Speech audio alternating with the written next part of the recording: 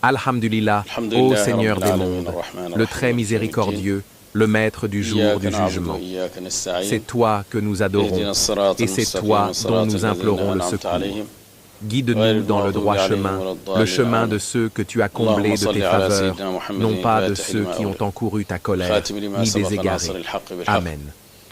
Ô Allah, bénis notre prophète Muhammad, le plus digne de ce qu'il mérite, et scelle pour lui ce qu'il a apporté comme vérité par la vérité.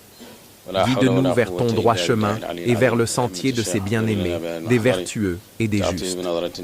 Frères et sœurs, nous sommes très heureux d'être ici avec vous pour partager un peu de savoir sur le tasawwuf, soufisme en Afrique de l'Ouest. Je ne viens pas pour donner une conférence sur l'histoire, car aujourd'hui, n'importe qui peut trouver l'histoire sur Internet. Mais je veux partager certaines connaissances avec vous, des expériences sur le tasawwuf en Afrique de l'Ouest. Comme vous le savez, les gens parlent beaucoup du tasawwuf, mais le tasawwuf est quelque chose qu'il faut expérimenter pour bien le comprendre. Par exemple, pour savoir ce que contient cette tasse, il faut la goûter. Les savants soufis disent que le tasawwuf est ilm al-azwaq, la science des goûts spirituels. C'est une connaissance qui s'expérimente.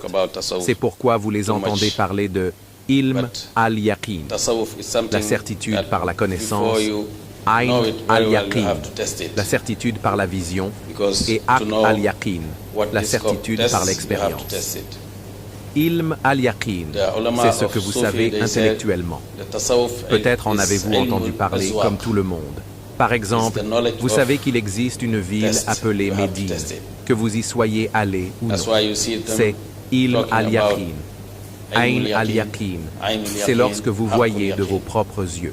Mais aql al-yaqin, c'est lorsque vous expérimentez. Et Allah dit, adore-moi jusqu'à ce que la certitude, yaqin, te vienne.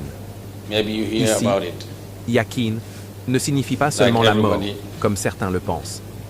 Aql al-yaqin, c'est connaître Allah par l'expérience spirituelle. Zawqhu. Ce n'est pas seulement une connaissance théorique. En Afrique de l'Ouest, nous connaissons le tasawwuf. Les voies soufis les plus connues en Afrique de l'Ouest sont nombreuses, notamment au Sénégal.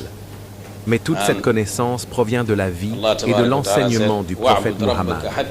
Mais ils approfondissent cette connaissance pour la comprendre et la vivre avec leur cœur, car le Coran a plusieurs niveaux de sens.